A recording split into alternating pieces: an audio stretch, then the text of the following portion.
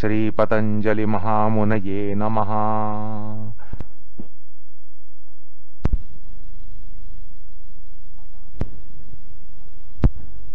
आता आपण समाधीची जी वास्तविक प्रक्रिया आहे, योगिक प्रक्रिया आहे, योगशास्त्रातल्या गूढवादामध्ये जी प्रक्रिया आहे ती आता समजावून घेण्याचा प्रयत्न करूया। हृदयाकाशामध्ये प्रत्याहृत होऊन एकवटलेली ऐंद्रिय शक्ती, मानसिक शक्ती, बौद्धिक शक्ती, संकल्प शक्ती, विकल्पनात्मक शक्ती, कल्पना शक्ती, प्रातिभ शक्ती आणि या ज्या विविध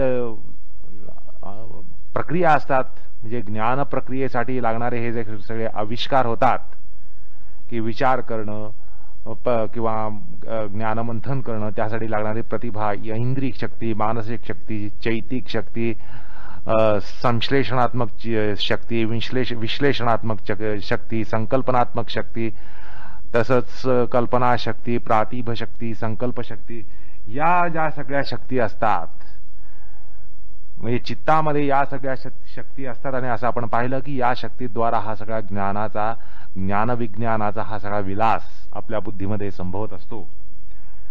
तर या ज्या सगळ्या शक्ती असतात त्या सगळ्यांना सूक्ष्म प्राणायामाद्वारा उदात्तीकृत करून त्यांना हृदयामध्ये परत आणलं जातं। म्हणजे प्रत्याहार जो प्रकार आहे तो केवळ इंद्रियांचा प्रत्याहार नाही, तर या सगळ्या चैतिक शक्ती, बौद्धिक शक्ती, दर्शन शक्ती, संकल्प शक्ती, संकल्पना शक्ती, या सगळ्या विविध ज्या शक्ती आहेत, संश्लेषणात्मक, विश्लेषणात्मक, प्रातिभ, कल्पना शक्ती, या सगळ्या शक्तींना प्रत्याहृत केलं जातं। त्या सगळ्यांना परत त्यांच्या स्थानामध्ये, त्यांच्या निवासस्थानामध्ये, त्यांचा जो आलय आहे त्या हृदयामध्ये त्यांना पुन्हा आणलं जातं, हृदयामध्ये त्यांना समर्पित केलं जातं। आता ही परिशुद्ध विशुद्ध अशी चित्तशक्ती सगळी एकवटलेली असते हृदयाकाशामध्ये आणि ती उदात्त झालेली असते, उत्क्रांत झालेली असते। आणि मग अशामुळे काय होतं, आणि पुन्हा योग्याची ती प्रणवोपासना, त्याचं ते ईश्वर प्रणिधान द्वारा त्याचं मन हे वैश्विक मनाच्या संपर्कानं आपली व्यष्टीनिष्ठता सोडून उदात्त, विशुद्ध, विशाल असं परमेष्ठीच्या मनाला समीकृत होऊन जातं।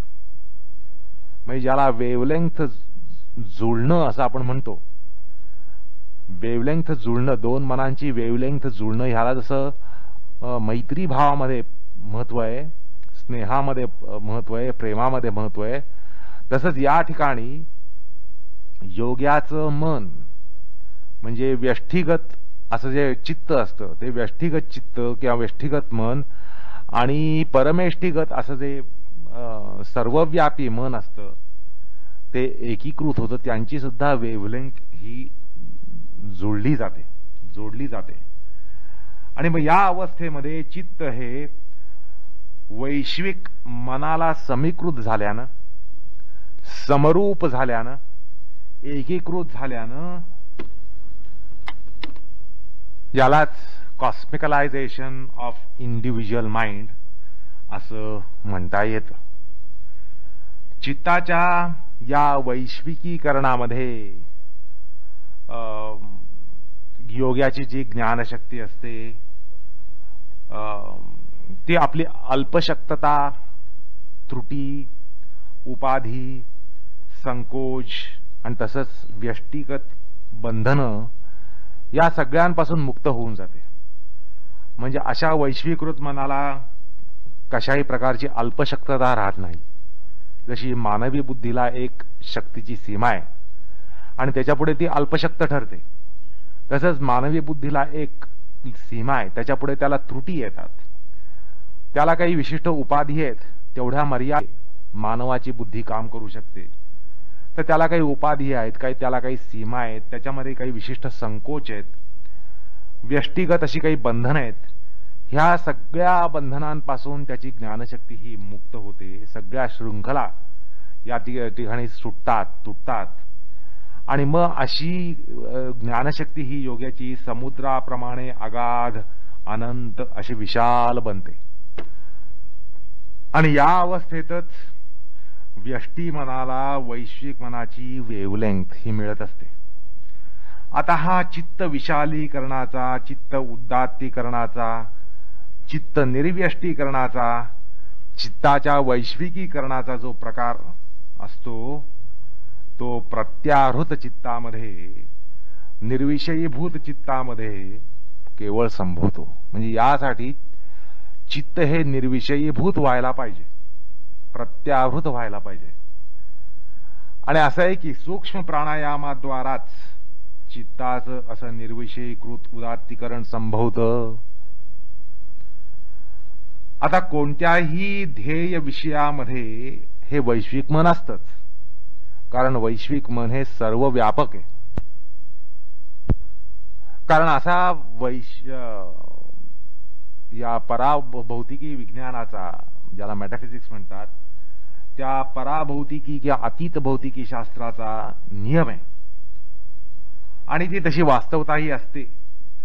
आता त्यामुळं योग्याचं वैश्वीकृत उत्क्रांत असं मन ध्येयातल्या वैश्विक मनाशी समकृत झालेलं असतं. म्हणजे मगाशी जसं म्हटलं वेवलेंथ जुळण्याचा प्रकार, तसं या ठिकाणी वेवलेंथ जुळण्याचा प्रकार झालेला असतो. आणि त्यामुळे दोन्ही मन म्हणजे योग्याचं मन, यष्टी मन आणि वैश्विक मन हे समकक्ष झालेले असतात. त्यामुळे ध्येय वस्तू ही बाह्य जरी असली, ती जरी बाह्य वस्तू असली तरी तिचा जसाच्या तसा आविष्कार योग्याच्या चित्तामध्ये होत असतो. आता हा आविष्कार हृदयाकाशात होतो. आता हा वेवलेंथ जोडण्यामुळे किंवा जुळण्यामुळे जो प्रकार घडतो तो थोडासा रेडिओ सारखा असतो. आता असं बघा, 10,000 मैलावरील अमेरिकेतून प्रक्षेपित होणारी व्हॉइस ऑफ अमेरिका ही आपण घरबसल्या आपल्या रेडिओत ऐकू शकतो ना. हा प्रकार कसा काय संभवतो?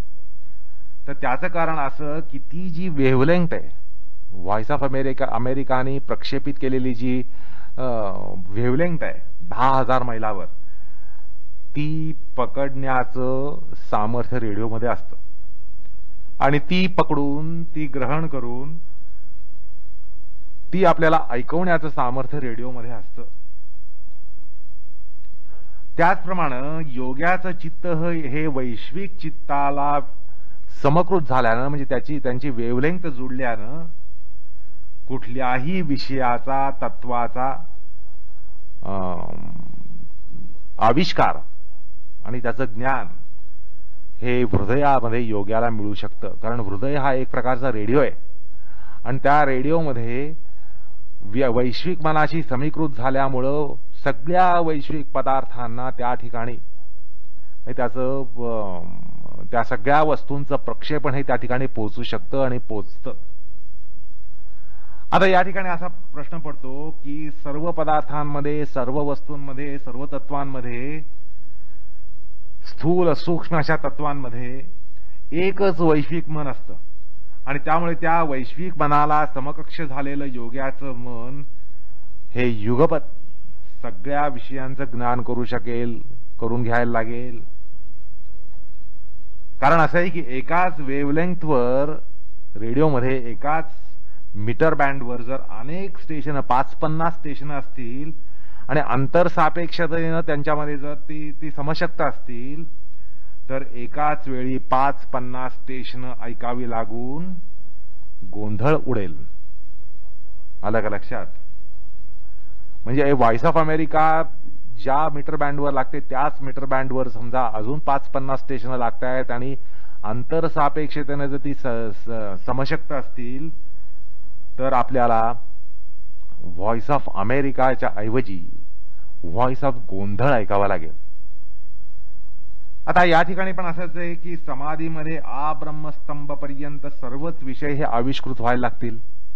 एकाच वेळी सगळ्या गोष्टी आविष्कृत होऊन त्या ठिकाणी संप्रज्ञान न होता रेडिओमध्ये जो गोंधळ होतो तसंच या ठिकाणी संप्रज्ञान न होता संप्र गोंधळ संभवणार नाही का? बरोबर आहे, ही शंका अत्यंत रास्त आहे. पण असं आहे की तसं होत नाही. आणि हा प्रश्न त्या दृष्टीने फार महत्वाचा आहे. आता का तसं का होत नाही? रेडिओमध्ये 5-50 स्टेशन एकाच वेळेला एकेच ठिकाणी लागतात आणि त्यामुळे आपल्याला नुसताच गोंधळ ऐकावा लागतो. ही गोष्टच या ठिकाणी होतंय, कारण त्याच उदाहरणाने तुम्हाला समजावून सांगण्याचा प्रकार या ठिकाणी करतोय म्हटल्यानंतर ही शंका उभी करणं अत्यंत रास्त आहे. पण ही शंका अत्यंत महत्वाची सुद्धा आहे त्याचबरोबर. कारण असं आहे की त्याच्या उत्तराच्या अनुषंगानं आपण समाधी विषयक एका महत्वाचा भाग सुद्धा या ठिकाणी समजून घेऊ शकतो. ही जर शंकाच उभी राहिली नसती तर हा मुद्दा सांगण्याचा, आता जो सांगणार आहे तो मुद्दा सांगण्याचा प्रसंगच आला नसता. त्यामुळे ही जी रास्त शंका आहे ती अत्यंत महत्वाची आहे आणि उभी राहिली असल्यामुळेच आपल्याला समाधीचा गोडवाधा उकलून घेता येणार आहे. आता असं पहा की सर्वसाधारणपणे अशी समजूत असते की योगी हा संप्रज्ञात समाधीसाठी एक विषय मनामध्ये ध्येय म्हणून निवडतो, तो ध्येय म्हणून घेतो आणि त्याभोवती चित्ताला गुंफवून गुंफवून गुंफवून गुंतवून गुंतवून गुंतवून त्या ठिकाणी तो धारणा प्राप्त करून घेतो, चित्तबंध करून घेतो.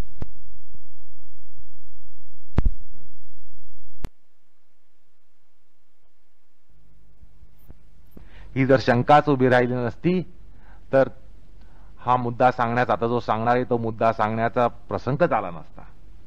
त्यामुळे ही जी रास्त शंका आहे ती अत्यंत महत्वाची आहे आणि उभी राहिली असल्यामुळेच आपल्याला समाधीचा गोडवाधा उकलून घेता येणार आहे. आता असं पहा की सर्वसाधारणपणे अशी समजूत असते की योगी हा संप्रज्ञात समाधीसाठी एक विषय मनामध्ये ध्येय म्हणून निवडतो, तो ध्येय म्हणून घेतो आणि त्याभोवती चित्ताला गुंफवून गुंफवून गुंफवून गुंतवून गुंतवून गुंतवून त्या ठिकाणी तो धारणा प्राप्त करून घेतो, चित्तबंध करून घेतो. उदाहरणार्थ एखादी भगवान श्रीकृष्णाची मूर्ती, ही मूर्ती किंवा तसाच कुठलाही योगाभिमत विषय तत्व, तर या ठिकाणी श्रीकृष्णाची मूर्ती चित्तामध्ये चितारून त्याभोवती मनोवैज्ञानिक कड निर्माण करून त्याभोवती अनेक कडी निर्माण करत जायची, चित्ताला त्या ध्येयामध्ये निबंधित करायचं आणि अटकावा प्राप्त करून धारणा प्राप्त करायची आणि मग क्रमानं त्यामध्ये एकाग्रता, तन्मयता, तल्लीनता ही यायला लागली की मग ध्यानाकडे वाटचाल होते आणि मग त्यानंतर ध्येयाशी प्रत्ययाची एकतानता आल्यावर शेवटी त्यानंतर अव्यग्रता त्या ठिकाणी असल्यामुळं आणि व्यग्रता अतिशय तीव्र आणि जर्द असल्यामुळे त्या ठिकाणी प्राचुर्य येतं आणि समाधी ही साधते.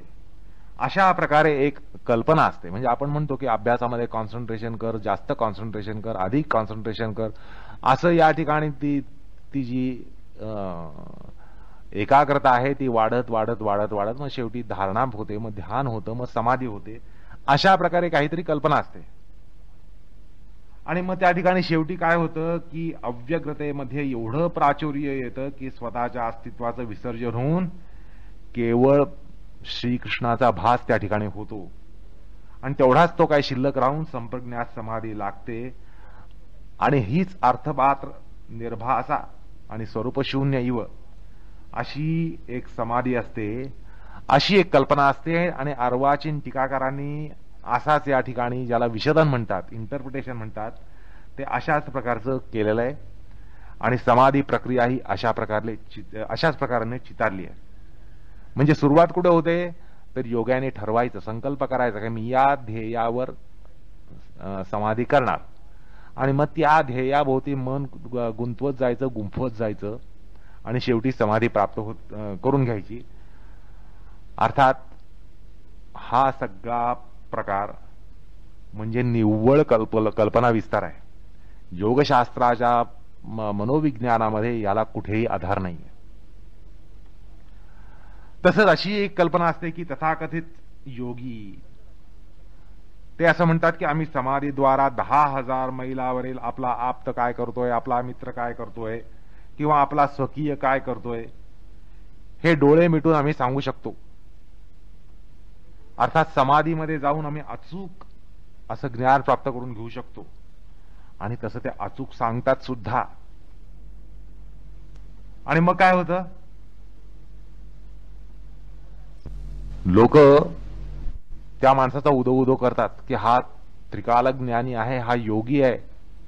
आणि तो सुद्धा म्हणतो की मला हे जे प्राप्त झालं ज्ञान हे संप्रज्ञात समाधीमध्ये प्राप्त झालं. पतंजली महामुनींनी जो संप्रज्ञात समाधीचा प्रकार सांगितला, वितर्क संप्रज्ञात समाधीचा, त्या वितर्कानुगत संप्रज्ञात समाधीद्वारा मला हे ज्ञान प्राप्त झालं.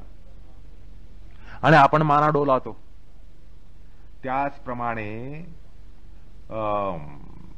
ते काही असेही तथाकथित योगी असतात की 500 वर्षापूर्वी किंवा 500 वर्षानंतर एखाद्या विशिष्ट देशी काय झालं किंवा काय होणार आहे हेही तो तथाकथित संप्रज्ञात समाधीद्वारा सांगतो. आणि ते अगदी अचूक सांगतो. असं जरी असलं तरी हे प्रकार सगळे संकल्प प्रभव असतात. आणि संकल्प प्रभव अशी ती एक प्रकारची समाधी असतेही किंवा असेलही किंवा नसेलही. पण योग पक्षाची मात्र समाधी ही निश्चितच नाही.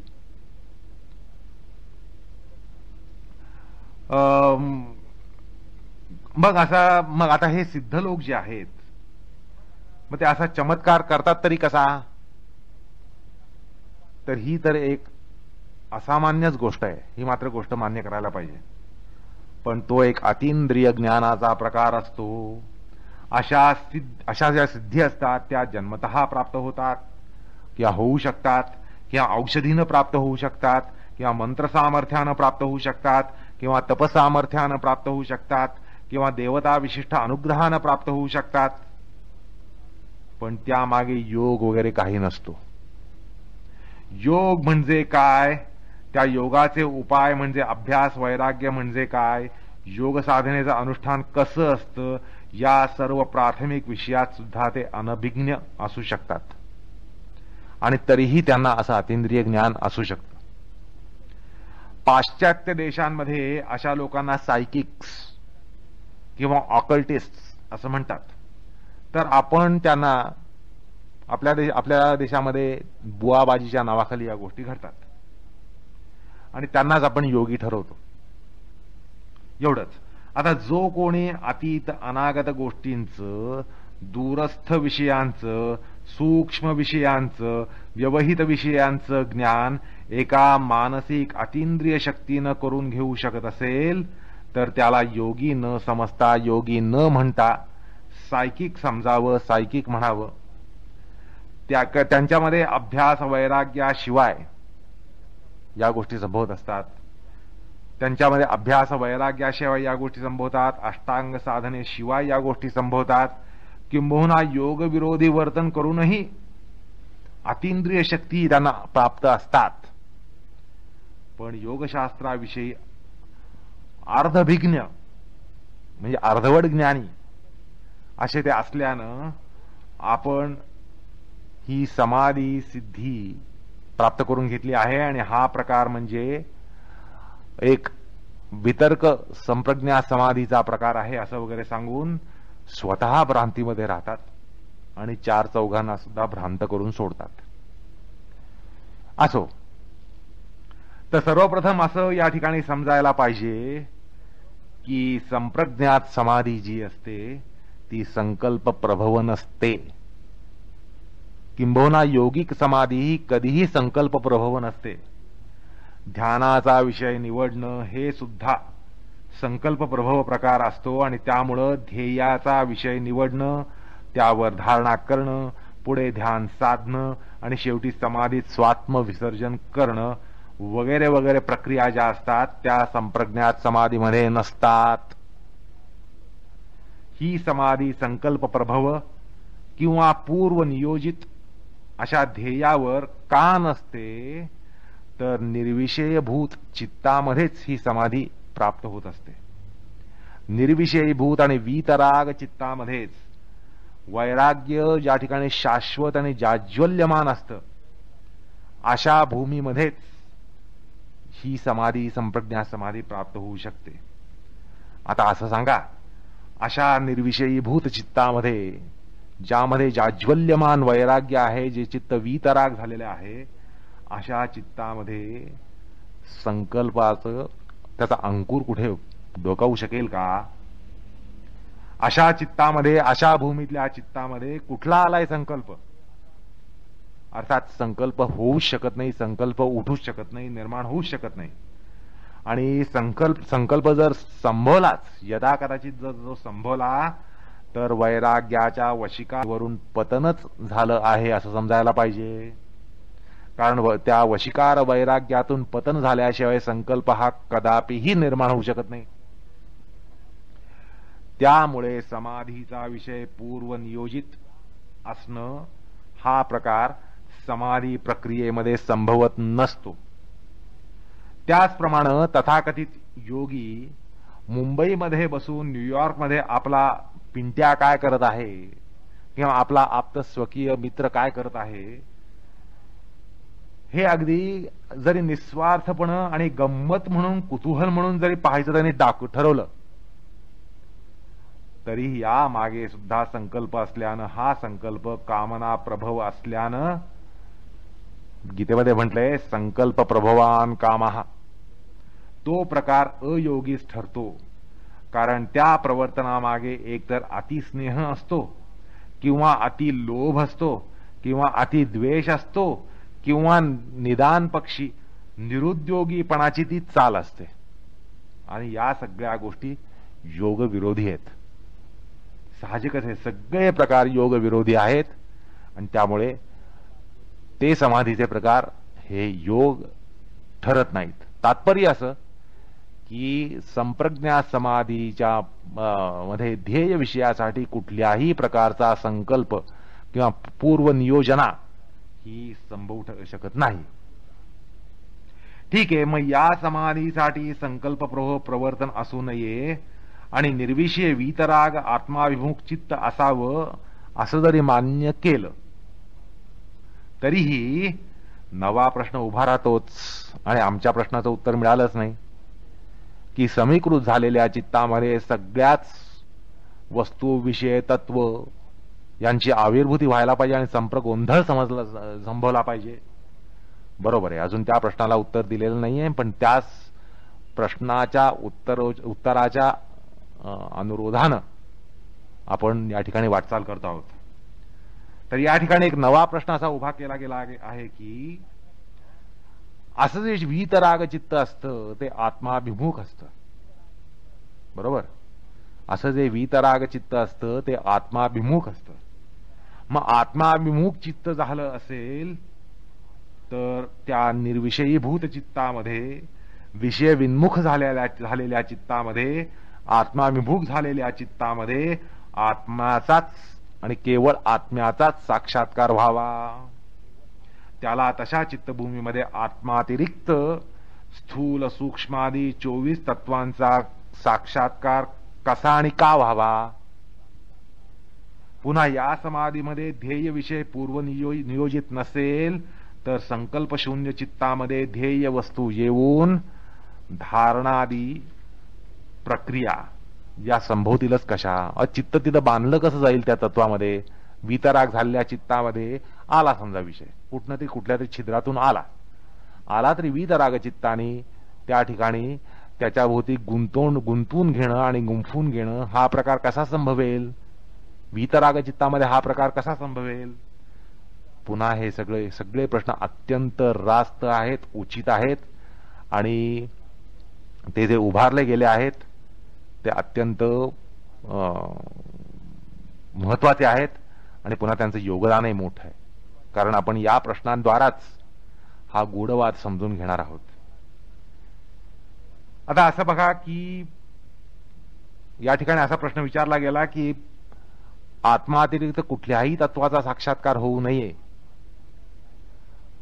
आणि यदा कदाचित एखादा विषय त्यात घुसलाच, चित्तामध्ये घुसला, तर त्या ठिकाणी पुन्हा चित्त निबंधन आणि प्रत्ययिकतानता वगैरे वगैरे संभवून समाधीकडे वाटचाल होऊ नये. कारण ज्या वैराग्यामुळे म्हणजे विषय वितृष्णेमुळे प्रत्याहार संभवतो, ज्या प्राणायामामुळे योगी निरीक्षक झालेला असतो, त्या चित्तभूमीमध्ये संकल्प करून चित्ताला ध्येय विषयामध्ये अटकवणं किंवा निर्विषय झालेल्या चित्तामध्ये किंवा तशा चित्ताला सविषयक करून विषय वितृष्णारूप वैराग्याला हटकवण्यासारखंच नाही का? ज्यानं त्यानं स्वतःच्या मनाशीच विचार करावा की ज्वलंत जाज्वल्यमान असं वैराग्य चित्तामध्ये असताना त्या निरीच्छेच्या पराकाष्ठेमध्ये न्यूयॉर्क आठवेल का? किंवा आत्मातिरिक्त कुठलंही तत्व तरी आठवेल का? अर्थात शक्यच नाही. प्राणायाम प्रत्याहारानं निर्विषयी भूत झालेल्या चित्तामध्ये केवळ आत्माच आठवला पाहिजे, आत्माच दिसला पाहिजे. मग शिवाजी अमुक दिवशी अमुक वेळेला काय करत होता, 22 जानेवारी 2025 सालामध्ये आपला पिंट्या कुठे असेल, काय करत असेल, असे जिज्ञासा वजा रोपटं सुद्धा चित्तामध्ये उगवू शकणार नाही. त्याचप्रमाणे मी 10 जन्मांपूर्वी कोठे होतो, कसा होतो, किंवा 10 जन्मानंतर कोठे असेन, काय असेन, ही समजून घेण्याची वेडी आशा सुद्धा निर्माण होणार नाही त्या वीतराग चित्तामध्ये. असे प्रश्न त्या उदात्त विशाल निर्विषयभूत आणि वीतराग चित्तामध्ये उपटणारच नाहीत. पण अजून मूळ प्रश्नाचं उत्तर राहिलंच, तो अनुत्तरितच राहिला. समाधीचा विषय, समाधी तर ध्येय तत्व येतच, त्याशिवाय चित्ताचं बंधन म्हणजे धारणा संभवणार नाही आणि प्रत्येकतानता संभवणार नाही आणि अर्थमात्र निर्भास वगैरे संभवणार नाही. हा अर्थ येतो कुठून? या प्रश्नाला तुम्ही उत्तर दिलेलं नाहीये. तर समाधीचा विषय त्या ठिकाणी योगी काही ठरवत नाही असं तुम्ही आता सांगितलं, कारण संकल्पाला जागाच नाही. संकल्प प्रभवान कामाहा असा हा प्रकार असल्यामुळे तो वैराग्याच्या विरुद्ध असतो आणि त्यामुळे या ठिकाणी संकल्पाला जागा नाही. अर्थात योगी स्वतः आपला ध्यानाचा समाधीचा विषय ठरवत नाही. मग ठरवतो कोण आणि तो ठरतो कसा? किंवा तो वीतराग चित्तामध्ये शिरतो तरी कसा? किंवा वैराग्यामुळे संकल्प करायचा नाही आणि त्याच वैराग्यामुळे निर्विषयीभूत चित्तामध्ये विषयांचा आणि तत्वांचाही प्रवेश नाकारून त्यांना मज्जाव करायचा. मग धारणा कशावर, ध्यान कशात आणि समाधी कुठे, असे अतिरथी महारथी प्रश्न निर्माण होतात. आता या सगळ्या महाबलाढ्य प्रश्नांचा आपल्याला मुकाबला करायचा आहे. तर आपला मूळ किंवा एक प्रश्न असा की या निर्विषयीभूत चित्तामध्ये वैराग्य ज्यामध्ये जाज्वल्यमान आहे, वशिकार संज्ञेचा आहे, ज्या ठिकाणी कुठल्याही तत्वाला विषयाला आत शिरण्याला अवकाश मिळत नाही, असं हे वैराग्य आहे. असं असताना हा विषय येतो कुठून आणि कोण पाठवतो? हे घडतं कसं? वैराग्यामध्ये छिद्र आल्याशिवाय वस्तू विषय तत्व हे घुसतील तरी कशी? मग एक तर तुम्ही वैराग्यामध्ये पतन होत नाही समाधीसाठी असं म्हणता, मग हे विषय येतात कुठून? समाधीचा विषय ठरतो कसा आणि तो येतो कसा, हा आपला मुख्य प्रश्न आहे. तर त्याचं उत्तर आता आपल्याला शोधायचं आहे. तर या सगळ्या महाबलाढ्य प्रश्नांचा संकोच आपण या एका प्रश्नामध्ये करत आहोत की समाधीचा विषय ठरतो कसा आणि तो येतो कसा. अर्थात वैराग्याचं पतन न करता हा विषय चित्तामध्ये प्रवेश करतो तो कसा. तर ह्या प्रश्नाचं उत्तर समजून घेण्यापूर्वी आपल्याला स्वप्न दर्शनाचा प्रकार समजून घ्यावा लागेल. कारण असं आहे, म्हणजे स्वप्नाची जी प्रक्रिया आहे, स्वप्नामध्ये जसे विषय येतात तसे समाधीमध्ये येतात असं तुम्हाला पुढे सांगायचं आहे. पण नुसतं असं सांगून आता तुम्हाला त्याची उपपत्ती सांगितल्याशिवाय काही पटणार नाही, कळणार नाही. त्यामुळे स्वप्न दर्शनाचा प्रकार पहिल्यांदा आपण समजून घेऊया.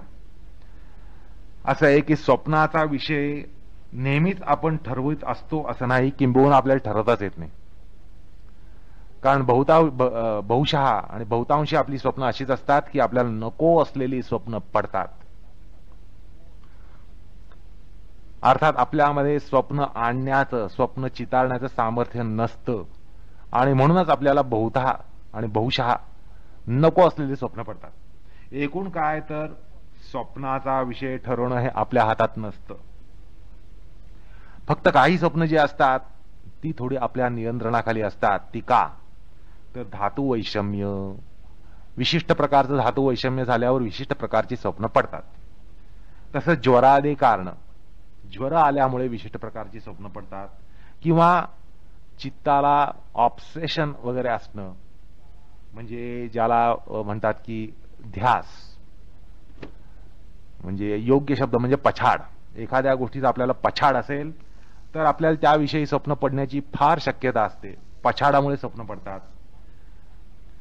तर अशी काही स्वप्न विशिष्ट कारणामुळे पडतात आणि ती सोडल्यास अनेक स्वप्न ही अकल्पित असतात, अनपेक्षित असतात आणि ही स्वप्न अनेक वेळा बहुधा संधानरहित म्हणजे यादृच्छिक असतात.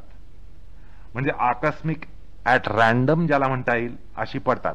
तर ती का पडली, कशामुळे पडली ह्याचा पत्ता आपल्यालाच लागत नाही. आता स्वप्न पडतं आपल्याला, पण हे स्वप्न का पडलं ह्याचा पत्ता आपल्याला मुळीच लागत नाही. अर्थात जो विषय मनामध्ये सारखाच घोळत असेल त्याविषयी सुद्धा स्वमन प्रवर्तित अशी स्वप्न पडतात. पण स्वप्नांचे जे अनेक प्रकार असतात, जसे धातुदोष, शारीरिक विकृती, मानसिक विकृती, पछाड, आग्रह काल्पनिक कल्पना किंवा पछाड, तसंच देवानुग्रहिक, दृष्टांतिक वगैरे जे प्रकार असतात. पण असं आहे की ज्या स्वप्नाविषयी किंवा ज्या स्वप्न प्रकारामध्ये किंवा ज्या स्वप्न प्रकाराचा आपण या ठिकाणी विचार करत आहोत त्यामागे वरील कुठलीही कारणं नसतात. त्या स्वप्नामागे स्वमानस प्रवर्तन असं नसतं किंवा धातू वैषम्य नसतं, ज्वरादी शारीरिक विकृती नसतात, पछाडादी मानसिक विकृती नसतात, ध्यास वगैरे नसतात. आणि ध्यास नसलेल्या विषयामध्ये आपल्याला स्वप्न पडतात, पछाड नसलेल्या विषयामध्ये स्वप्न पडतात. तर ही स्वप्न संधानरहित, आकल्पित, अनपेक्षित आणि यदृच्छेने संभवतात. या स्वप्नांविषयी वेदांतशास्त्राचा असा निर्णय आहे. वेदांतामध्ये संध्याधिकरण म्हणून एक ब्रह्मसूत्रामध्ये एक प्रकरण आहे.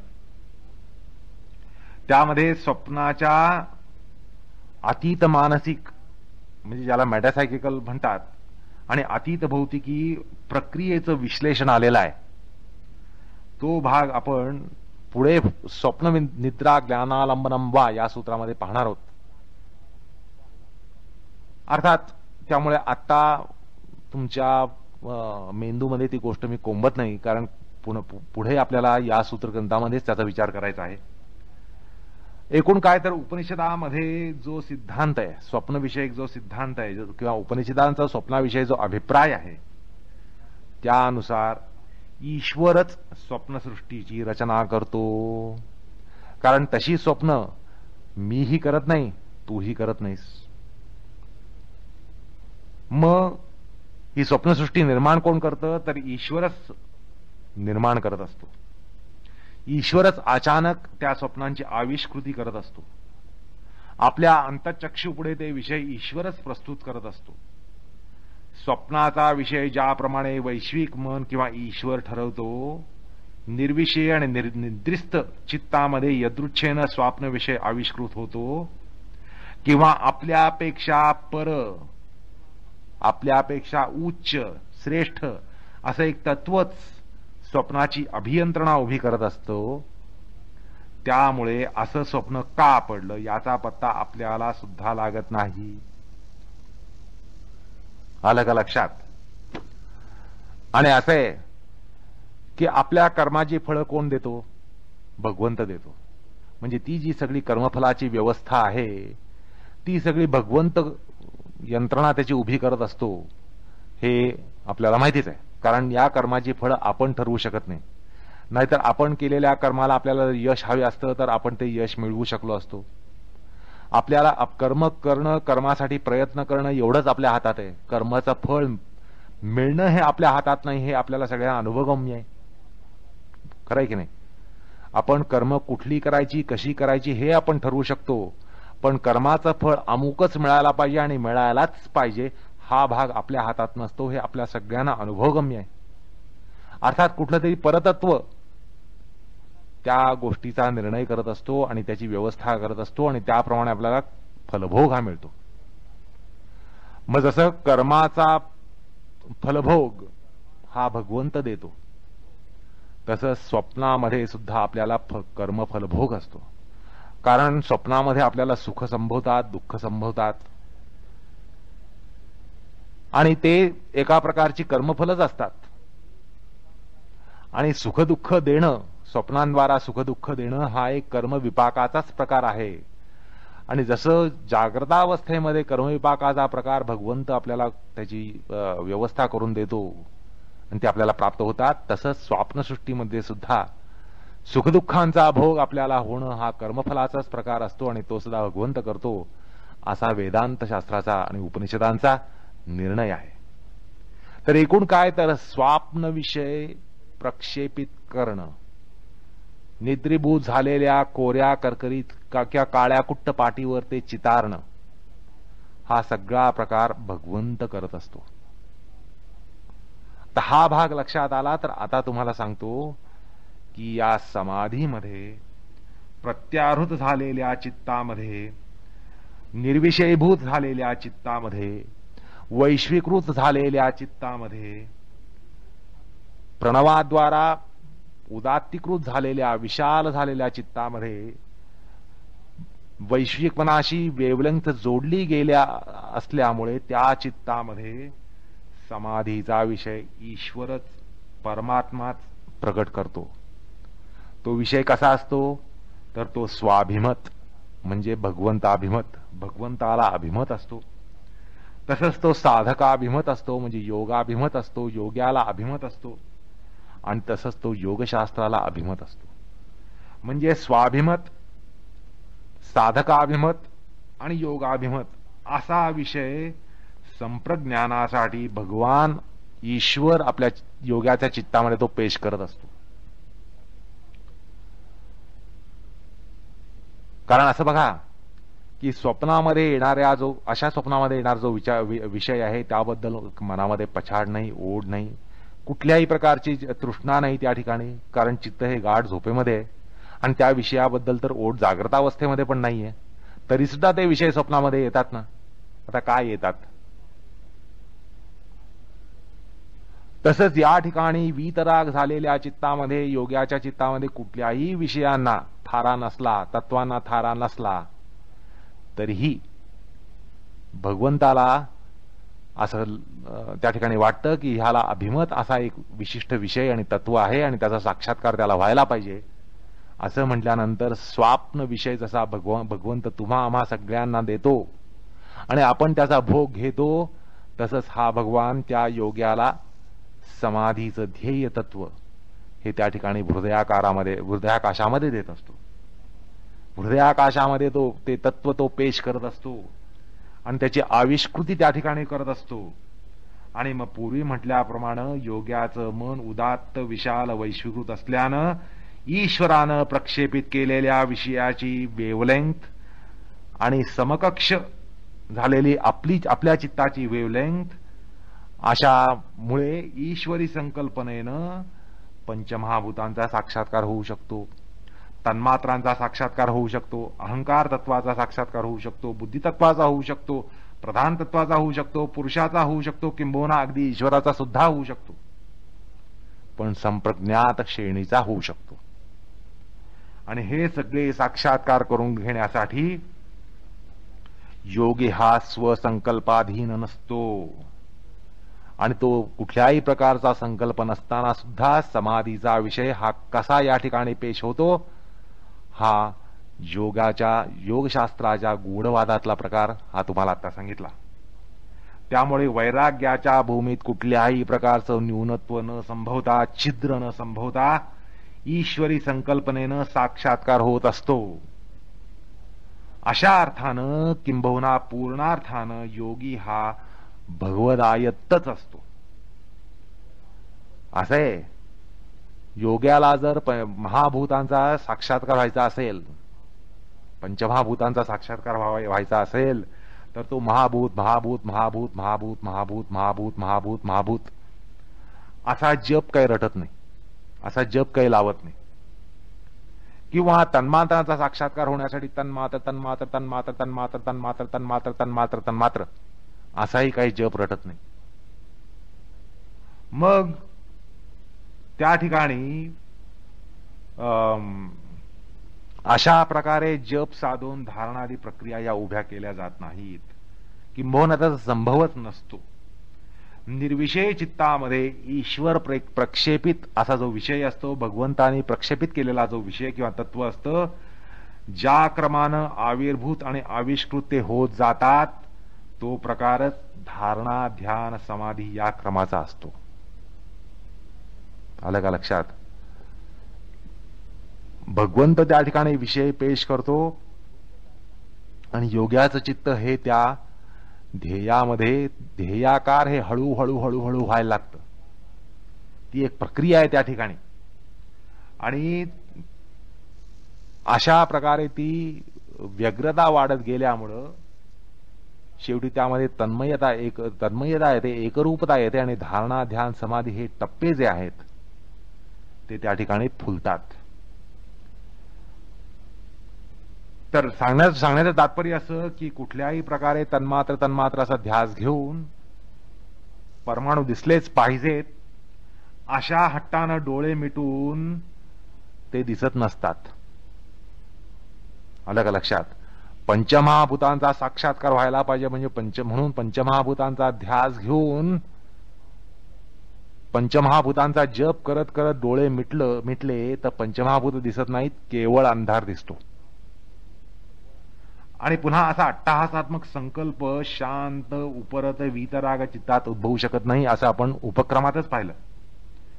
ध्यानामध्ये तसं काहीही दिसलं किंवा भासलं तरी ते संप्रज्ञान नसतं, कदाचित संप्रभ्रांती असते. कारण बऱ्याच वेळेला साधकांना असे काहीतरी साक्षात्कार होतात, ते म्हणतात ध्यानाला बसलो आणि काहीतरी विलक्षण प्रकाश दिसला, असं काहीतरी विलक्षण जाणवलं. तर हे सगळे प्रकार असे जरी काही भास झाले, निर्भास झाले, आभास झाले, काही दिसलं तरी समजा ते संप्रज्ञान नसतं, ती संप्रभ्रांती असते. का म्हणाल तर तुम्हालाच खात्री आहे की आपण वशिकार वैराग्याच्या श्रेणीमध्ये नाही होत आणि ती श्रेणी प्राप्त नसल्यानं तुम्हाला जे काही विलक्षण अनुभव येत असतील तर ते सगळे सायकिक चमत्कार असतात असं समजावं, किंवा संप्रभ्रांती असतात असं समजावं. पूर्वी म्हटल्याप्रमाणे योग्याचं मन वैश्विक मनाच्या वेव्हलेंथला समकक्ष झाल्यावर वेदांतामध्ये म्हटल्याप्रमाणे जसा परमात्माच स्वाप्न विषय निर्माण करून आपल्याला भोग देतो, तसंच तोच परमात्मा त्या निर्विषयभूत झालेल्या चित्तामध्ये स्वाभिमत, भक्ताभिमत आणि योगाभिमत संप्रज्ञान त्या समाधीमध्ये देतो. त्यामुळे रेडिओवर एकाच मीटर बँडवर जे समान किलोहर्ट्सवर अंतरसापेक्षतेनं समशक्त एकाधिक स्टेशन असतील तर तसा एकाधिक स्टेशन एकदम ऐकण्याचा गोंधळ जशी शक्यता असते, आणि आपण म्हटलं की त्याचप्रमाणे व्हॉइस ऑफ अमेरिकाच्या ऐवजी व्हॉइस ऑफ गोंधळ ऐकावा लागतो, आणि तशी शक्यता या ठिकाणी वगैरे उभा राहते. अशी तर्कशुद्ध शंका जी काढली गेली ती या ठिकाणी निर्मूल होते. आलं का लक्षात?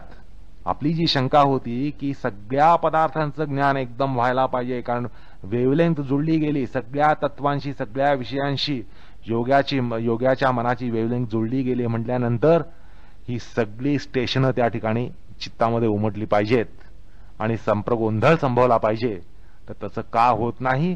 तर त्याचं उत्तर हे कारण अशा चित्तामध्ये भगवंत एकच तत्व पेश करतो.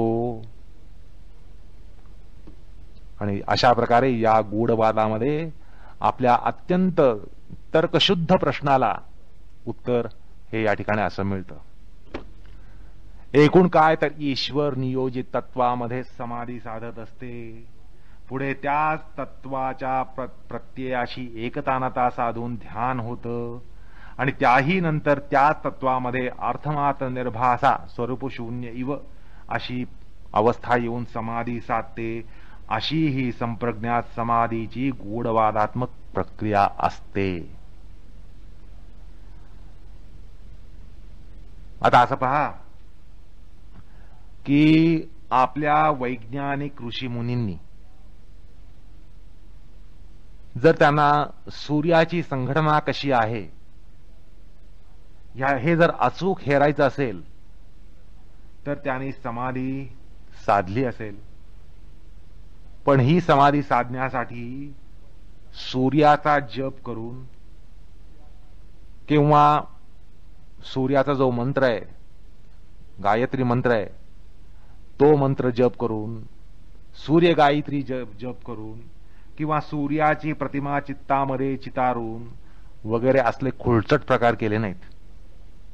म्हणजे त्या प्रतिमेवर चित्त बांधायचं, त्यावर एकाग्रता तन्मयता साधायची आणि सूर्य साक्षात्कार करून घ्यायचा, हे असले प्रकार त्यांनी केले नाहीत. कारण आपल्या ऋषीमुनींनी काही वैज्ञानिक अशी सत्य सांगितली तर त्यावेळेला त्यांनी अशा प्रकारे त्या प्रतिमा बांधून किंवा त्यांची पूजा करून किंवा त्यांचं प्रणिधान करून या गोष्टी साधल्या नाहीत. तर चित्ताला प्राणायाम प्रत्याहाराद्वारा निर्विषय आणि वीतराग केलं. चित्ताला वैश्विक स्तरावर नेऊन सोडलं. चित्ताला स्फटिकाप्रमाणे विशुद्ध केलं. त्याला निर्विषयीभूत करून वैश्विक स्तरावर नेऊन परमात्मेच्छेनं सूर्य संप्रज्ञान हे त्याला स्फुरलं. म्हणूनच वैदिक ऋषींना मंत्र स्फुरले असं ते समजलं जातं. त्यांचं मन हे निर्विषय आणि वीतराग होऊन वैश्विकृत झाल्यावर तो प्रकार संभवला ही वास्तवता आहे. मंत्रद्रष्टे ऋषी असं जे आपण म्हणतो याचं कारण असं की भगवंतानी त्या ऋषीला कुठला मंत्र स्फुरावा हे त्यांनी ठरवलं आणि तो मंत्र त्याला दिला, तो मंत्र त्या मंत्राचा साक्षात्कार त्याला दिला, ही खरी वास्तवता आहे. अतींद्रिय ज्ञानाने सुद्धा कोणी असं आहे की द्विपाद पशु अतींद्रिय ज्ञानाने सुद्धा मंगळ, गुरु, सूर्य वगैरे यांना आपल्या अंतराकाशात पाहतो. किंबहुना काही असे महानुभाव मंगळवार फेरफाटका सुद्धा मारून येतात. एकूण ते सगळे जे प्रकार आहेत म्हणजे अगदी समजा यथार्थ त्यांनी ज्ञान प्राप्त करून घेतलं, अतींद्रिय ज्ञान, मंगळाचं, गुरुचं, सूर्याचं, चंद्राचं अगदी यथार्थ ज्ञान जरी प्राप्त करून घेतलं आणि विज्ञानाने त्यांना योग्य म्हणून जरी त्याच्यावर शिक्का मारला आणि त्यांच्या ज्ञानाबद्दल कुठल्याही प्रकारची शंका घेण्याची शक्यता जरी नसली तरीही ते सगळं तपसामर्थ्य, मंत्रसामर्थ्य किंवा देवतानुग्रह किंवा पुण्यसंचित या कारणानं ते अतींद्रिय ज्ञान झालेलं असतं. पण ते अशेष विशेष निशेष संप्रज्ञान नसतं. ते कुठल्याही प्रकारची संप्रज्ञात समाधी नसते असं आपण पक्क समजावं. आता तिसऱ्या पादामध्ये स्वतः भगवान पतंजली म्हणतात अमुक संयमानं तमुक ज्ञान होतं, तमुक संयमानं अमुक ज्ञान होतं वगैरे वगैरे. आता ते वर्णन त्या ठिकाणी जे आढळतं त्यात सुद्धा त्या संयमामागे योग्याचा संकल्प नसतो असं समजावं. योगी ठरवत नाही की आता मी हृदयावर संयम करीन, सूर्यावर संयम करीन, चंद्रावर संयम करीन, नाभिक कमलावर संयम करीन, कंठकूपावर संयम करीन. अशा या प्रक्रिया नसतात. योग्याच्या वैश्वीभूत व्यष्टीमनामध्ये त्या त्या विषयांना, त्या त्या शारीर स्थानांना परमात्माच प्रक्षेपित करत असतो. आणि त्या विषयामध्ये धारणादी त्रयी म्हणजे धारणा ध्यान समाधी साधून संयम प्रक्रिया ही पूर्ण होत असते आणि त्या ठिकाणी संप्रज्ञान हे प्राप्त होत असतं. सूर्ये संयमात भुवन ज्ञानम हे एक उदाहरण घेऊया. या ठिकाणी काही योगी असं ठरवत नाही की मी सूर्यावर आता संयम करीन, आणि असं काही समजाल आणि तुम्ही तुमच्यापैकी जर कोणी सूर्याच्या प्रतिमेकडे डोळे फाडून बघाल तर तुम्हाला सूर्याबद्दल जे ज्ञान होईल ते एवढंच होईल की कायमचा अंधकार, किंवा सूर्याची प्रतिमा हृदयामध्ये चितारून त्याच्यावर ध्यान करणं, किंवा सूर्य गायत्रीचा जप करणं, सूर्यमंत्राचा जप करणं, याद्वारा या गोष्टी साधत नसतात. अशा प्रकारे तो संयम साधत नाही. तर त्याच्या विशुद्ध झालेल्या चित्तामध्ये, वीतराग झालेल्या चित्तामध्ये, स्फटिकवत झालेल्या चित्तामध्ये परमात्माच त्याला सूर्यावर संयम घडवतो. आणि सूर्यावर संयम, सूर्यावर समाधी साधल्यानंतर त्या योग्याला भुवनज्ञान होतं, जे त्रिकाला बाधित असतं, जे ज्ञान अशेष विशेष निशेष असतं, आणि म्हणून ते संप्रज्ञान अशा श्रेणीचं ठरतं. असो, आता आपल्या पूर्वजांनी, ऋषीमुनींनी गणित, भौतिकी, भूमिती, रसायनशास्त्र, वैद्यकशास्त्र, शरीर विज्ञानशास्त्र, खगोलशास्त्र, शिल्पशास्त्र, वनस्पतीशास्त्र, धातू विज्ञान, तारा विज्ञान, नक्षत्र विज्ञान, या सगळ्या विज्ञानामध्ये जी प्रचंड प्रगती केली, तसंच धर्म, दर्शन, अतीत भौतिकी, अध्यात्म या सगळ्या शास्त्रांमध्ये जी विलक्षण प्रगती केली, अचूक निर्णय मांडले, त्रिकालाबाधित सिद्धांत निर्माण केले, सर्जन केले, त्यामागे ईश्वरानुग्रहच होता. त्या अंतर्यामी हृदयस्थ ईश्वरानंच संप्रज्ञानाच्या प्रक्रियेनं वेदातील द्रष्ट्या ऋषींना त्यांच्याच हृदयामध्ये ब्रह्मांडाचं ज्ञान दिलं. आपल्या अध्यात्मामध्ये प्रसिद्ध असलेला जो सिद्धांत आहे की निर्विषयी चित्तामध्येच, निर्विषयीभूत चित्तामध्येच परमात्मा प्रकाशतो, त्याला फार फार मोठा अर्थ आहे. हा केवळ आदर्शवाद नाहीये, हा केवळ आदर्शवाद नाहीये. या ठिकाणी त्यामागची सगळी उपपत्ती आत्ताच सांगितली. निर्विषयीभूत चित्तामध्ये वैश्विकीकरण संभवतं. वैश्विकीकरण संभवल्यामुळे तो रेडिओ बनतो, आणि तो रेडिओ बनल्यामुळे त्याला कुठल्याही तत्वापासून निघणारी प्रक्षेपण त्याला प्राप्त होतात आणि त्याला ज्ञान होतं, असा त्या ठिकाणी अर्थ आहे. आणि त्याचंच मनोविज्ञान, अतीत मनोविज्ञान या संप्रज्ञा समाधी मागे आणि तदंगभूत किंवा तदुद्भूत अशा संप्रज्ञानामागे असतं एकाग्रता शक्ती, अतींद्रिय शक्ती, देवतानुग्रह, मंत्रानुग्रह, तपानुग्रह, हे सगळे प्रकार संप्रज्ञाताच्या प्रवर्तनात जितकं अपरोक्ष महत्व बाळगत नसतात, जितकं चित्तामध्ये निर्विषयता आणणारं वैराग्य आणि ईश्वरानुग्रह बाळगतात. योगी नसलेल्यांना सुद्धा अतींद्रिय ज्ञान होऊ शकतं. कुत्र्याला सुद्धा माणसापेक्षा तीव्र घ्राणशक्ती असते. कुत्र्याला सुद्धा समोरचा माणूस हा चोर असल्याचं कळतं, आणि तो चोर असल्यानं तो आतून भयभीत आहे का संशयग्रस्त आहे किंवा निर्भय आहे किंवा कोणी निष्पाप आहे, हेही काही फुटांवरूनच तो जाणू शकतो. पण तो कुत्रा काही योगी नसतो, तो काही योगी ठरत नाही. त्याचप्रमाणे वटवाघुळाला रात्री सुद्धा चक्क स्पष्ट दिसतं, पण तोही काही योगी ठरत नाही, तो काही सिद्ध पक्षी ठरत नाही. कुत्र्यांमध्ये सुद्धा काही कुत्री जास्त संवेदनशील असतात, संवेदनक्षम असतात, आणि म्हणूनच पोलिसांच्या गुन्हा अन्वेषण विभागामध्ये डॉग स्क्वॅड म्हणून एका उच्च श्रेणी सुद्धा ते प्राप्त करून घेतात अशा प्रकारची. त्याचप्रमाणे तुमच्या आमच्यासारख्या द्विपाद पशुप्राण्याला काही असामान्य शक्ती असेल तर अतींद्रिय शक्ती, आणि ती अतींद्रिय शक्ती असेल तर त्याला जरूर वंदावं, पण त्याच्यावर योगी असा शिक्का मारू नये. त्याचे अतींद्रिय ज्ञान निदान अशेष विशेष निशेष असं संप्रज्ञात नसतं, आणि ते अंशात्मक असतं असं पाहून त्याला केवळ अनन्यसाधारण ज्ञान किंवा असामान्य ज्ञान एवढंच ठरवावं. असो. तसं तसा समाधी सिद्धी ही ईश्वर प्रणिधानात हे जे साधनपादातलं सूत्र आहे, त्या सूत्रामागे जो एकूण गूढवाद आहे, त्याचा जो योगिक अर्थ आहे, हा सुद्धा आता स्पष्ट झाला असेल. कारण समाधी सिद्धी ही ईश्वर प्रणिधानात हे सूत्र काही आदर्शवादी नाहीये. कारण ईश्वर प्रणिधानामुळे तुम्हाला अगदी लौकिकी गोष्टींपासून तुम्हाला कुठल्याही गोष्टी प्राप्त होतात. परमात्मा कुठल्याही गोष्टी हा देण्याला समर्थ असतो. धर्मार्थी प्राप्नुयात धर्म, अर्थार्थीच्या अर्थ प्राप्नुयात. अगदी कुठलीही लौकिक गोष्ट असो, पुत्र धनधान्य समृद्धी, कुठल्याही प्रकारची गोष्ट असो, ती ईश्वर तुम्हाला देऊ शकतो. मग समाधी सिद्धी ही ईश्वर प्रणिधानात या तात्पर्याला काय, तेवढा विशिष्ट अर्थ काय?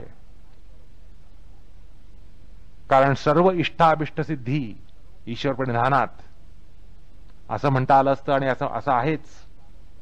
मग असं असताना केवळ समाधी सिद्धी ही ईश्वर प्रणिधानात असं म्हणण्याचं तात्पर्य काय? तर या समाधी मागे ईश्वराचं योगदान हे किती आहे ह्याचं थोडंसं गणित या ठिकाणी आपल्याला लक्षात आलं असेल. या समाधीच्या गूढवादामध्ये भगवंताचं योगदान हे किती आहे ह्याचं एक गणित आपल्याला सहज या ठिकाणी लक्षात आलं असेल. मग ते 90% आहे का, 99% आहे का, 100% आहे का, 101% आहे, हे ज्याचं त्याने ठरवावं मनाशी. पण त्या सूत्रामागे कुठलाही आदर्शवाद नाहीये, त्याच्या मागे हा योगिक अर्थ आहे. कारण समाधी सिद्धी ही ईश्वराद्वाराच होऊ शकते. कारण ईश्वरानेच समाधीचा विषय हा ठरवायचा असतो आणि तो द्यायचा असतो. आणि त्याने दिला नाही तर त्या विषयाला चित्तामध्ये पूर्णपणे अटकाव झालेला असतो. कुठल्याही तत्वाला, विषयाला चित्तामध्ये पूर्णपणे अटकाव झालेला असतो. कारण वशिकार वैराग्यामुळे सगळी कवाडं बंद असतात. सगळी कवाडही बंद झालेली असतात. कुठलंही छिद्र प्राप्त होत नसतं. मग विषय तत्व यांचा प्रवेश तरी होईल कसा? तो होणार नसेल तर साक्षात्कार होईल कसा? मग समाधी असेल कशी? समाधी साधेल कशी? अर्थात हा समाधीचा विषय देण्याचं सामर्थ्य केवळ जो कर्तृम अकर्तृम अन्यथा कर्तृम सामर्थ्य बाळगतो, तो भगवंतच हा विषय देऊ शकतो. त्याशिवाय हा विषय देण्याला कोणीही म्हणजे कोणीही समर्थ नाही. कुठलाही गुरु, परमगुरु समर्थ नाहीये.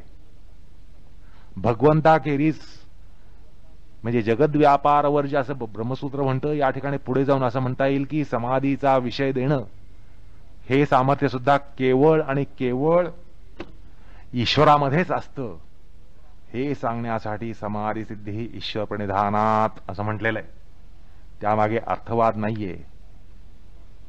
कारण शेवटी आता सांगितल्याप्रमाणे ईश्वर हे सगळं देण्यासाठी समर्थ आहे आणि तो देत असतो.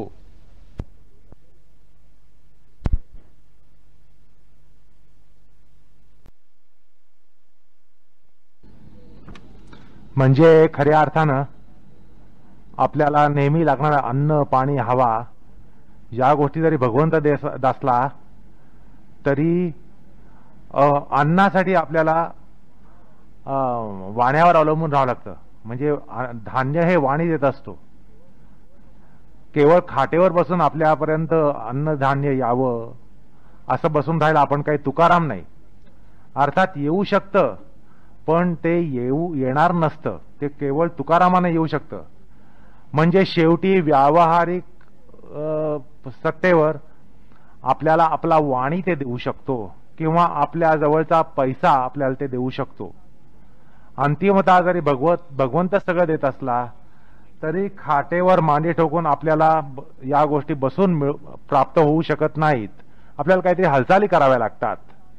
म्हणजे अंतिमतः जरी भगवंत सगळ्या गोष्टी आपल्याला देत असला, प्रत्येक क्षणाच्या गोष्टी देत असल्या तरीही आपल्याला कोणावर तरी अवलंबून राहावं लागतं आणि कोणीतरी देणारा असतो. पारमार्थिक स्तरावर जरी केवळ भगवंतच देणारा असला तरी व्यावहारिक सत्तेवर आपण कोणावर तरी अवलंबून असतो, कोणाचा तरी आपल्याला अनुग्रह लागतो. पण समाधीच्या बाबतीत व्यावहारिक सत्ता असो किंवा पारमार्थिक सत्ता असो, त्याचा विषय देण्याचं सामर्थ्य केवळ त्याच्याकडेच आहे. समाधीतली व्यावहारिक सत्ता जरी आपण मानली तरी त्यातला वाणी भगवंतच. बर, वाणी सुद्धा पैशाशिवाय देत नाही म्हटल्यानंतर तो पैसा सुद्धा भगवंतच. अशा प्रकारे त्या समाधी सिद्धी ईश्वर प्रणिधानात या सूत्रामध्ये एवढा प्रचंड आशय साठलेला आहे. कारण त्यामागे ही सगळी समाधीची गूढवाद मीमांसा त्यामागे उभी आहे. ती यथाशक्ती सांगण्याचा या ठिकाणी प्रयत्न केला. असो, आता या गूढवादातला अजून एक महत्वाचा दुवा आपल्याला बघायचा आहे. अर्थात असं की या ठिकाणी समाधी सिद्धी ईश्वर प्रणिधानात म्हटल्यानंतर ईश्वर प्रणिधान हे कसं होतं, तर योगशास्त्रामध्ये म्हटलंय की प्रणवोपासनेद्वारा होत असतं. अर्थात प्रणवोपासनेनी जे ईश्वर प्रणिधान होतं त्या ईश्वर प्रणिधानाद्वारा समाधी ही सिद्ध होऊ शकते, असा एकूण या शास्त्राचा सिद्धांत आहे. अर्थात हा प्रणव म्हणजे ईश्वरवाचक. त्याच्या उपासनेद्वारा कुठलंही तत्व प्रकाशित होऊन संप्रज्ञान हे मिळू शकतं, संप्रज्ञात समाधी ही साधू शकते, कुठल्याही तत्वात साधू शकते, असा योगशास्त्रीय प्रतिपादनाचा अर्थ आहे. म्हणजे क्षणभर असा विचार करा की ते पृथ्वी तत्व असो, आपते तत्व असो, तेज असो, वायू असो, आकाश असो, शब्द तन्मात्र, स्पर्श तन्मात्र, रूप तन्मात्र, रस तन्मात्र, गंध तन्मात्र, मन, बुद्धी, अहंकार, मूळ प्रकृती, अव्यक्त प्रकृती, पुरुष, ईश्वर, हे कुठलंही तत्व असो किंवा बाकी कुठलाही आविष्कार असो, त्या तत्वांपासून झालेला आविष्कार असो, मग सूर्य, चंद्र, काही असो, कुठल्याही तत्वांचा साक्षात्कार हा त्या प्रणवाद्वारा होऊ शकतो. प्रणव उपासनेद्वारा म्हणजे योगज प्रणव उपासना करून कुठल्याही तत्वाचा साक्षात्कार होऊ शकतो, कुठलंही संप्रज्ञान प्राप्त होऊ शकतं. आब्रह्मस्तंभ पर्यंत कुठलाही वस्तूविषयी कुठलंही तत्व, अगदी आब्रह्मस्तंभ पर्यंत म्हणजे आब्रह्म अक्षरशः भगवंतापर्यंत कुठल्याही गोष्टीचा साक्षात्कार होऊ शकतो, असा हा या शास्त्राचा सिद्धांत आहे. कारण असं आहे की, आणि अभ्यासकाने हे या ठिकाणी लक्षात घेतलं पाहिजे की प्रणवाद्वारा कुठल्याही तत्वाचा साक्षात्कार होऊ शकतो. कारण प्रणव म्हणजे ओम हा सगळ्या शब्दांचा, सगळ्या अर्थांचा, सगळ्या स्थूल सूक्ष्म रूपांचा, सगळ्या स्थूल सूक्ष्म तत्वांचा असा अर्क आहे, असं आपल्या अध्यात्माचं मत आहे. अध्यात्माचा किंबहुना तो सिद्धांत आहे. तो अध्यात्माचा सिद्धांत आहे, धर्मशास्त्राचा सिद्धांत आहे, योगशास्त्राचा सिद्धांत आहे, मंत्रशास्त्राचा सिद्धांत आहे, वेदशास्त्राचा सिद्धांत आहे, अतीत भौतिकी शास्त्राचा सिद्धांत आहे. आणि म्हणूनच Om is hypostatisation of all forms and sounds असं या ठिकाणी नव्य विद्या विभूषित लोकांना सांगावंसं वाटतं. अर्थात तो अणुरेणूमध्ये जसा ईश्वर सर्वत्र भरलेला आहे, त्याचं ते नादात्मक आणि रूपात्मक स्पंदन हे प्रणव आहे. प्रणव हा सगळ्या अणुरेणूमध्ये मूल सत्तेनं त्या ठिकाणी अस्तित्वात असतो. विश्व हा प्रणवाचा आविष्कार आहे आणि या सगळ्या आविष्कारामागे मूलतः नादात्मक ऊर्जा असते, असं आपलं अध्यात्मशास्त्र सांगतं.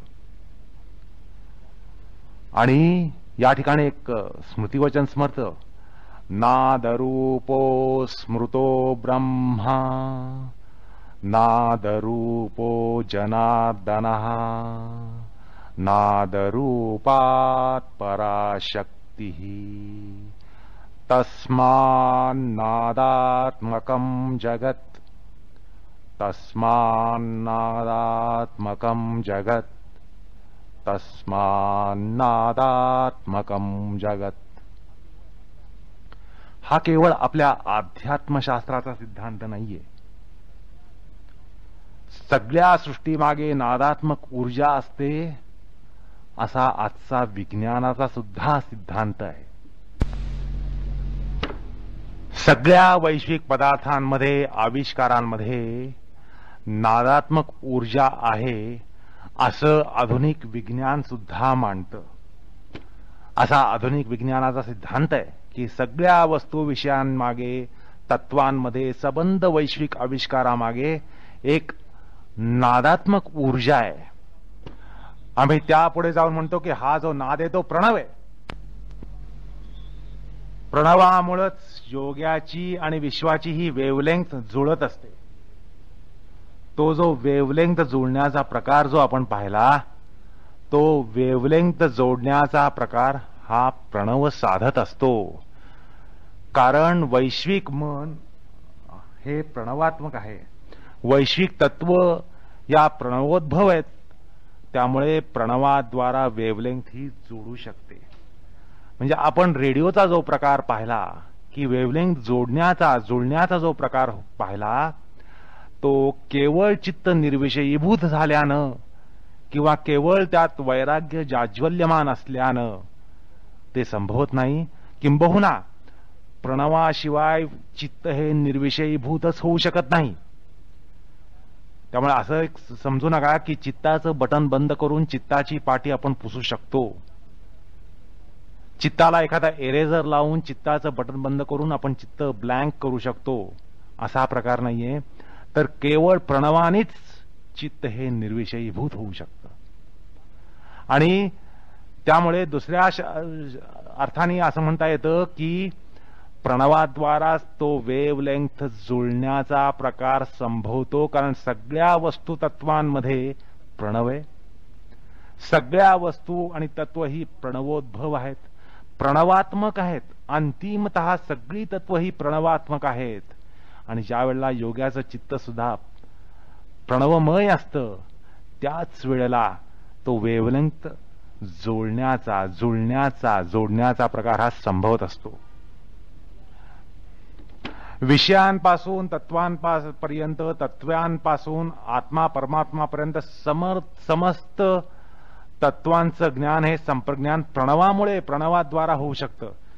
ज्या प्रणवामुळं योग्याला ईश्वर प्रसन्न होतो, ईश्वर ज्ञान होतं, समस्त चराचर सृष्टी सुद्धा त्यामुळे प्रकाशित होते. त्यामुळे त्यामागे तर्कदुष्ट काहीच नाहीये.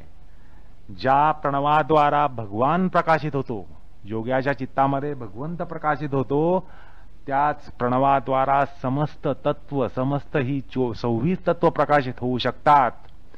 या म्हणण्यामागे तर्क विसंगत काहीच नाहीये. ईश्वराचा वाचक प्रणव असतो, तसंच ईश्वरात्मक सृष्टीचा वाचकही प्रणव असतोच. आलं का लक्षात? जसा ईश्वराचा वाचक प्रणव, तसाच प्रणवोद्भव, प्रणवापासून निर्माण झालेली समस्त सृष्टी याचा सुद्धा प्रणव का वाचक असू नये? ब्रह्मवादी लोकांना ही गोष्ट सहज पटण्यासारखी आहे. समस्त सृष्टी ही प्रणववाच्य आहे म्हटल्यानंतर प्रणवाद्वारा समस्त सृष्टीचा साक्षात्कार का होऊ शकणार नाही? समस्त सृष्टीचा बीजमंत्र प्रणव आहे. जसा भगवंताचा बीजमंत्र प्रणव आहे, तसंच भगवंतापासून उद्भूत होणारी भगवत प्रभव अशी जी सृष्टी आहे, वासुदेवमय अशी जी सृष्टी आहे, ब्रह्ममय अशी जी सृष्टी आहे, यातल्या सर्व तत्व यातले सर्व विषय हे प्रणवोद्भव आहेत. हे सगळे प्रणवमय आहेत. आणि त्यामुळे या प्रणवाद्वारा योग्याला समस्त तत्वांचा साक्षात्कार होत असतो. केवळ त्याच द्वारा होत असतो. समस्त संप्रज्ञान हा प्रणव देऊ शकतो आणि पुढे असंप्रज्ञाताकडे सुद्धा तो वाटचाल करून देऊ शकतो. शेवटी कैवल्यातल्या ब्राह्मीकरणापर्यंत हा प्रणव नेऊन सोडतो. त्यामुळे समाधी साधकाचा मूळ मंत्र कोणता?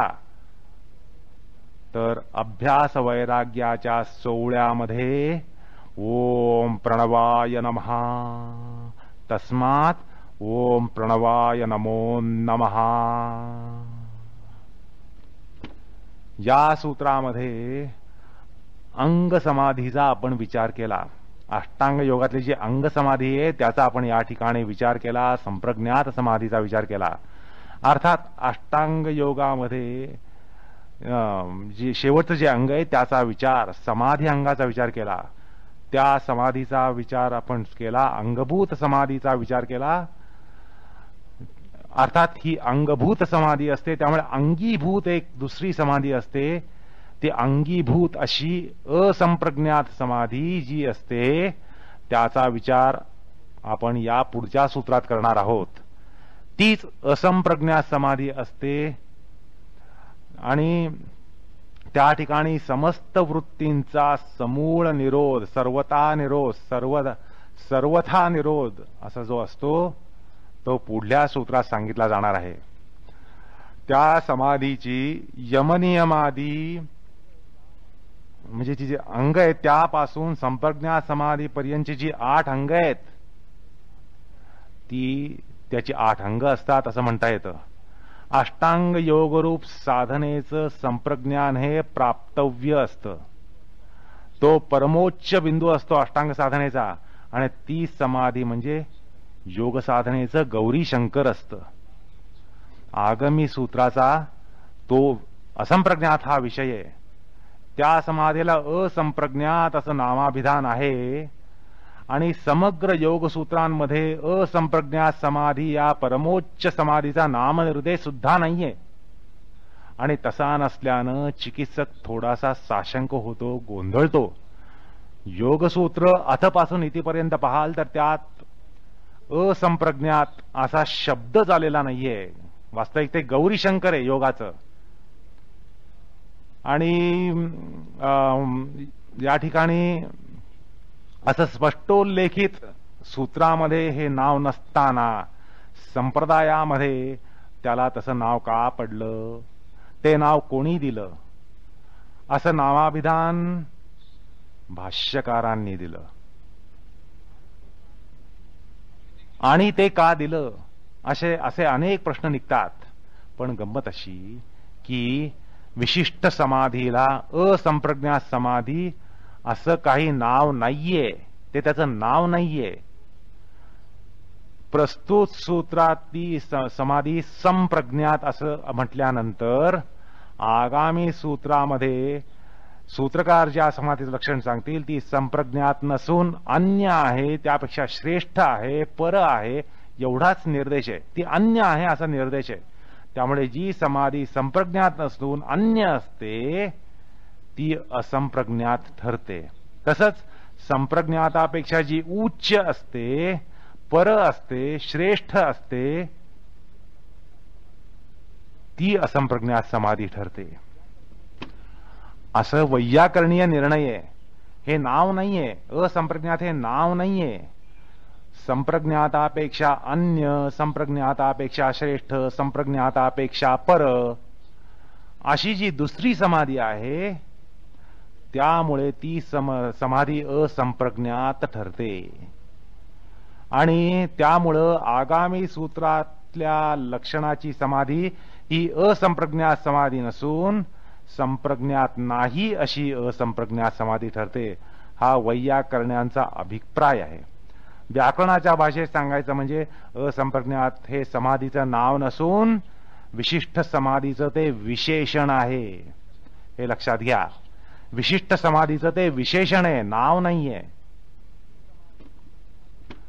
जी समाधी संप्रज्ञात भूमीची नसते त्या समाधीचं विशेषण ती संप्रज्ञातापेक्षा पर, उच्च, श्रेष्ठ असल्यानं असंप्रज्ञात असं त्याचं विशेषण लागतं. ते नाव नाहीये, ते नाम नाहीये, ते नामाभिधान नाहीये. असो तर मग अशा विशिष्ट समाधीचं लक्षण काय? तर सूत्रकार पुढील सूत्रामध्ये सांगतात. आपण पुढली प्रसंगामध्ये ते पाहणार आहोत. अर्थात या ठिकाणी आपण संप्रज्ञात या समाधीचा प्रकार यथाशक्ती हाताळला. त्याच्या मागचं मनोविज्ञान, नंतर त्याची प्रक्रिया, त्याची योगिक प्रक्रिया, त्याची गूढवादात्मक प्रक्रिया या आपण समजून घेण्याचा प्रयत्न केला. अर्थात वशिकार नामना वैराग्याद्वारा प्राप्त होणारी संप्रज्ञात समाधी ही कशी असते, त्याचे स्तर कुठले, त्याची पर्व कुठली, त्याचा प्रकार कसा, हा आपण या ठिकाणी यथाशक्ती परामर्श घेतला. आता परवैराग्याद्वारा प्राप्त होणारी जी समाधी असते, म्हणजे अपरवैराग्याद्वारा संप्रज्ञात समाधी प्राप्त होते ती आपण पाहिली. आता परवैराग्याद्वारा जी प्राप्त होणारी जी समाधी असते त्याचा निर्देश आता असंप्रज्ञात समाधी म्हणून आगामी सूत्रात झालेला आहे. तो आपण आता या ठिकाणी विचाराला घेणार आहोत. कृष्णार्पणमस्तु.